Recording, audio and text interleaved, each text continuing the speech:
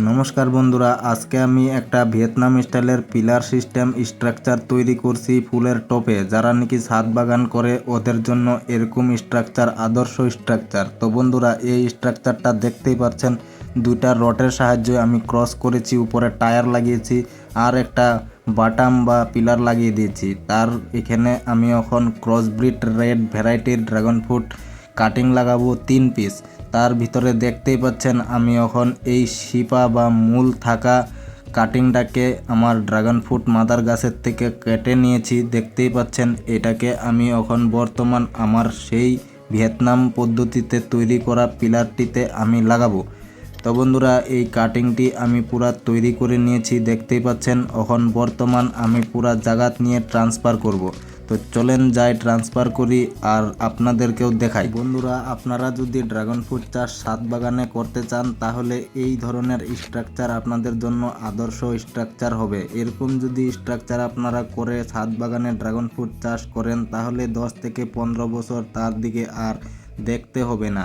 আপনারা যদি মিডিলের পিলারটা শক্ত কাঠের দিতে পারেন তাহলে তো আর টেনশনই নেই। আমি দেখতেই পাচ্ছেন মিডিলে একটা প্লাস্টিক বস্তা লাগিয়ে দিয়েছি যাতে জল কাদা বেশি না লাগতে পারে। যত কম লাগবে অতই এখানে ফাঙ্গাসটা কম করে আসবে আর আমাদের পিলারটা বহুত দিন টিকসই হবে। তো বন্ধুরা, এখানে ইসরায়েলি ইয়েলো লাগানো আছে। তো দেখতে পাচ্ছেন আমি একটা এখান থেকে ইসরায়েলি ইয়েলো কাটিংও নিচ্ছি। সেইখানে আমি ক্রসব্রিড রেড 3টা লাগিয়েছি আর এই দেখেন এটা হলো ইসরায়েলি ইয়েলো। তো ইসরায়েলি ইয়েলো 1 পিস কাটিং দিব, টোটাল 4 পিস লাগাচ্ছি এই ভিয়েতনাম সিস্টেমের পিলারটা। তো বন্ধুরা, এই পিলারটার মধ্যে আমি 4 পিস লাগাচ্ছি। 4 পিসের ভিতরে 3 পিস হলো ক্রসব্রিড রেড ভ্যারাইটি আর একটা হলো ইসরায়েলি ইয়েলো। তো বন্ধুরা, দেখতেই পাচ্ছেন এখন আমি এটারও যোনটা নাকি মিডলের ক্যাম্বিয়াম লেয়ার বলে সেটাকে বার করে নিয়েছি আর হালকা করে বসিয়ে দিয়েছি ওর জায়গাত। তো কাপড়ের সুতলি একটা নিয়ে নিয়েছি, দেখতেই পাচ্ছেন। এটার সাহায্যে বর্তমান আমি এই 4টা কাটিংকে বেঁধে দেব।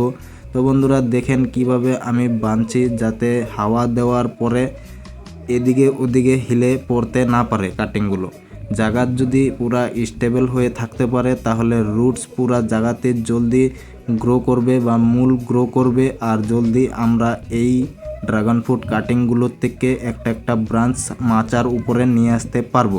তো বন্ধুরা, দেখতে পেলেন আমি বর্তমান এই কাপড়ের সুতলির সাহায্য বেঁধে দিলাম। তো 4টা কাটিং বাঁধা কমপ্লিট। স্ট্রাকচারটা দেখতে কত সুন্দর লাগছে। যদি ভাল লাগছে লাইক করে দিবেন।